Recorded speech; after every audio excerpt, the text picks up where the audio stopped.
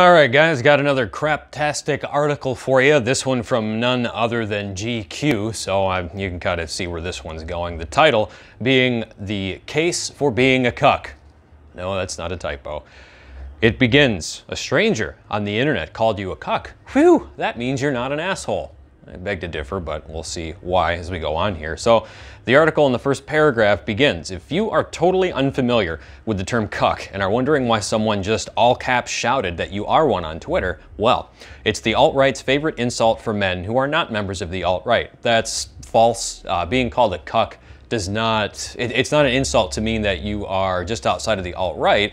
It's an insult to point out that you're probably obsequious, subjectivist, that you don't really have any moral standing, and more importantly, that you tend to tailor your entire existence around the approval of your, run-of-the-mill Western woman. I obviously don't need to explain why that's a fucking mistake, but the term is derived from porn, wherein white husbands watch their wives or girlfriends have sex with generally black men. If you wonder why the prospect of your wife having sex with another man would be more humiliating if that man were black, well, congratulations, you're not a racist." So there's a lot, that's just wrong. The term cuck comes from the cuckoo bird, and the reason they use that bird as an origin point for the insult is because with cuckoos, apparently it's very common for the female to pick one male to like provide resources and watch over the youth when she's in fact being knocked up by another bird, thus tricking that bird, the original male bird, into thinking the kids are his when they're not, you know, sort of as like happens with human beings in some cases, in some areas, estimated up to 30 or 40% of the time. So I'm also not sure about the whole cuck porn thing. I don't know that there's an aspect to it that makes African Americans more arousing. If you have an understanding of sort of what's going on culturally and what ethnic in-group preferences and all this other stuff, I guess to the degree that fetish is even more popular amongst those that are into cuck porn, it explains it. So Breitbart, you know, the site Steve Bannon used to run, defines cuck as needlessly relinquished manliness for selling out and caving in. The original metaphor of watching your partner getting slammed by another dude now simply means abandoned principles and a lack of backbone. It's basically like I was saying.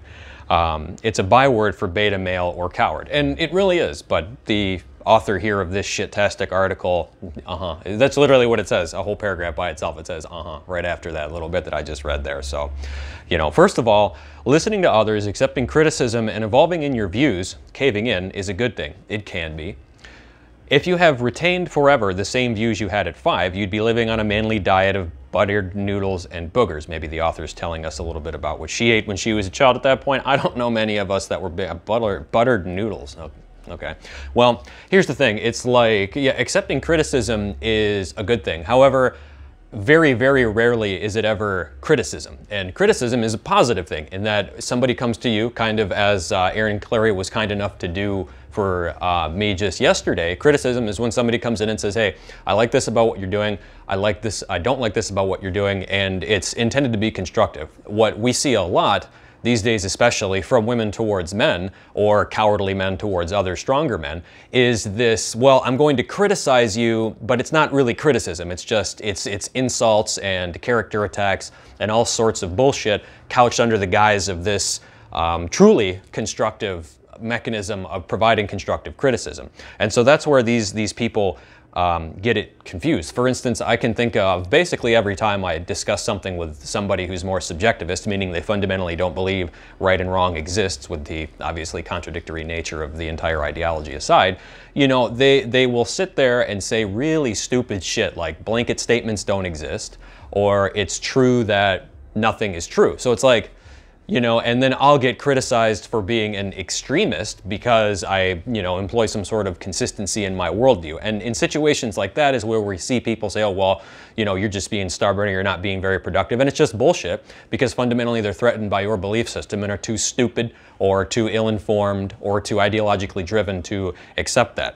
So you've really got to watch out for that. Criticism is great, but Just because somebody says something about you or your ideas and attempts to couch it in criticism, that doesn't actually mean that's what they're doing.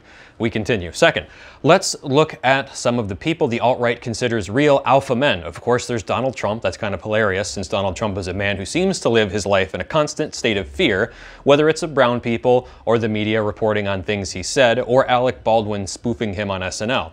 I don't much know what went on with Alec Baldwin. I know Kathy Newman held the severed head of Trump that was coated in blood. I mean, nobody really... Imagine if somebody were to do that with Joe Biden's head today. What the fuck would happen? Who's going to freak out more and who's going to be more upset? Is it the left-wing media that continually cancels people that they can't argue around, or is it going to be the right that's continually canceled?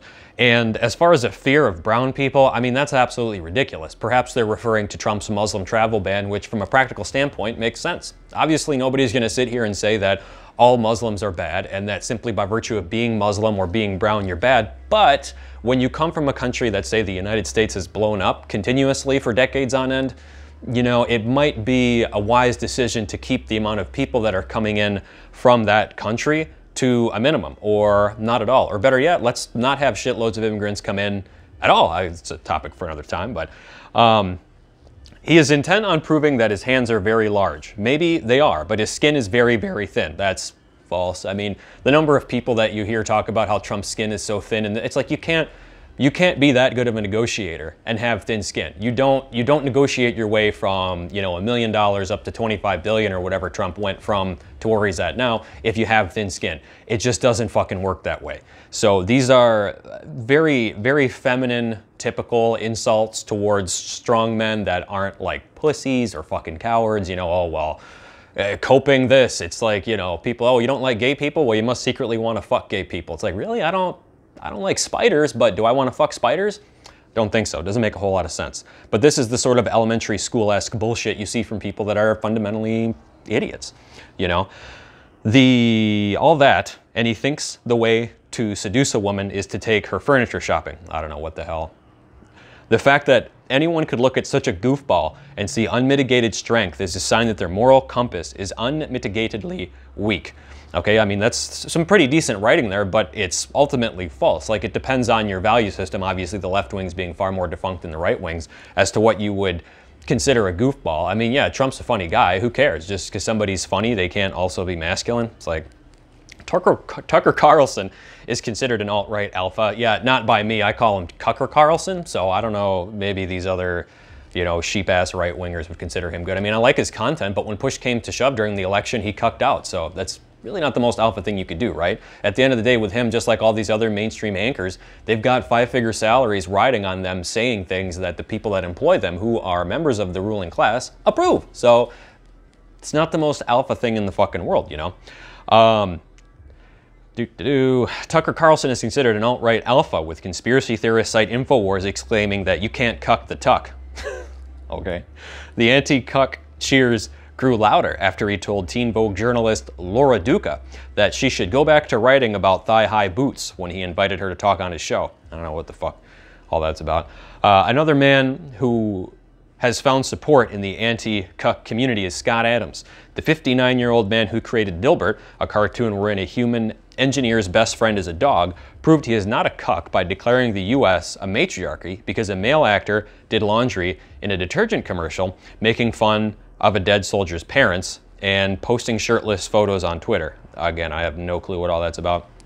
Now, these men may get attractive girlfriends or wives. Society trains some women to tolerate a lot of buffoonish behavior in exchange for financial security. But having women grudgingly accept that you are grabbing them by the pussy is not the same thing as being desirable, a distinction that seems to elude members of the alt-right. I don't really think so. I mean, if you look at a lot of folks that do right-wing content that a lot of right-wingers are attracted to, it's really, a lot of it's about the kind of ridiculous mechanisms that women use to choose their partners. Is he taller than me? Is he big and strong? Does he have status? Does he look good? You know, you often hear about how women complain about how highly visual men are with respect to the, like, dimensions they use to determine the attractiveness of a female. But when you turn around and look at what women do, it's still almost exclusively visual. I mean, we hear these women run around talking about how they want smart guys, and they really don't. You present them with a smart guy, they spit in his face and go pick a fucking alpha. Maybe not spit in his face, but you know what I'm saying. So, I either think that it's society that trains women to tolerate buffoonish behavior, whatever the hell that means, in exchange for financial security. That was evolution that did that. So, you know, back during the days, the Cro-Magnon man and whatnot, men and women kind of work together to have children, and you don't get with a man and have children with him that can't afford to pay for it, because then you're fucked in on welfare. And I get that there's a huge class of people that are okay with that, but those of us in the upper echelons are not. And that's where you kind of get into this financial security thing. Like that's not society, that's biology. That's like saying that men decide that society has trained men to view thin, you know, symmetrical, or women with symmetrical faces as attractive, instead of some lard ass with a, you know, the Bobo the dog faced girl type shit. Come on, you know. But I'm going to go ahead and speak for most women when I say that the men listed above aren't the guys that many of us are lying awake at night touching ourselves to. Yeah, okay. You know who is? Jason Kander. He gets called a cuck because, well, all Democrats get called cucks. Well, they kind of are. A lot of Republicans are too. I am not a fan of the GOP. You know, conservatives in the United States have done a spectacular job at conserving precisely jack shit when you get down to the brass tacks. So Jason Kander is an Afghanistan veteran who can literally assemble a gun blindfolded. So it's kind of interesting that the author was poking fun at these stupid little things that women consider manly, and it's like, oh, he can assemble a gun blindfolded? Who gives a fuck, you know? Or he can, when he's not running a foundation to help more Americans vote or owning white supremacist. George Clooney gets called the Hollywood cuck, and it seems like he's doing pretty okay, what with his beautiful human rights lawyer wife about to have twins and his satellite spies exposing human rights violations in Sudan. I don't know jack shit about fuck about that. Then there's Justin Trudeau, who is called a cuck largely because he welcomes refugees, supports feminism, is a really nice human. Well, the thing with supporting refugees and how that ties into being a cuck is that by supporting refugees in the context that we do today, and that they're coming from these shithole countries, from ethnic groups that are considerably genetically diverse and far away from ours, to support them and not your own population, who is also your same ethnicity, that is cucking, because you're willfully supporting the genetic interests of another ethnic group. So that's why, from a scientific perspective, we call that cucking. Feminism in its modern incarnation is a women's supremacy movement. It's not good for men or women. So if you're a man, you should be able to see that and reason why that's the case fairly easily, which is another reason why he's a cuck. The same thing with being nice. Like, I'm not saying that you have to be an asshole everywhere you go, but there's a reason they say the nice guy finishes last. As somebody who used to be nice at the expense of myself, I can tell you that all it did was fuck me over, and the people that took advantage of me ended up, you know, no less better for it. So there's a time to be nice, and it's extremely difficult to figure out when it's good to do that and how that's going to help the person that you're trying to help. So it's not, you know, being nice is often just code for being a fucking pussy. So unless we be accused of neglecting Republican cucks, thank you, John McCain is deemed one pretty much constantly because he opposes Trump's ideas about the travel ban, and has claimed that Trump's attacks on the press are how dictators get started. Okay, I would very much disagree with that. The press was attacking Trump, not the other way around. You know, these people talk about how Trump was attacking the press. It's like, well, do we want to go look at Barack Obama's scandal with the Associated Press? Does anybody ever mention that? No. So we can take their aspersions, cast it in that regard, and just throw them out the fucking window. So John McCain is a veteran who flew 23 missions before spending 5.5 years in a Vietnamese prison of war camp. He was tortured because he wouldn't give the Viet Cong information they wanted, regardless of politics. If he's a coward and sets the bar, that sets the bar for courage extremely high. And I mean, the problem with using politicians in general as a way to sort of, oh, this is a cuck, this is not a cuck, is that they're all liars. They don't get up there and speak truth to power. They don't get up there and speak truth to their fucking constituents. They get up there and say what needs to be said in order to keep the average person voting for them. So, I mean, that gets into this subjectivist realm of like aesthetics almost, in that it's like, you know, is any politician maybe an activist, maybe certain activists, but, you know, these approved figures that we know so much about are approved for a reason, right? So if you're a cuck, you're in the same camp as John McCain, okay? If you're a cuck, that means you're doing something that indicates you have basic human empathy. That is false. Maybe you suggested that women should be able to make reproductive choices for themselves. Maybe you stood up for a member of a religious minority. Maybe you helped make sure a kid got to a bathroom they felt comfortable in. All right, this is all bullshit. Again, standing up for a member of a religious minority, I mean, that's not really, like, people aren't doing this because they have some, you know, grand reasoned out moral theory of why they should welcome whatever Muslim wants to come into their church. Not that they shouldn't, but they do it because they know that they get social brownie points. They don't have some sort of reasoning system that goes out and says, oh, well, you know, X premise and Y argument is why I should go ahead and accept these people or what have you. It's just, oh, well, I get social brownie points for doing it. And it's as simple as that, which kind of puts you not so much, but you're getting into that camp of cuckoldry because you are not operating from a rational, self-confident, self-empowered standpoint.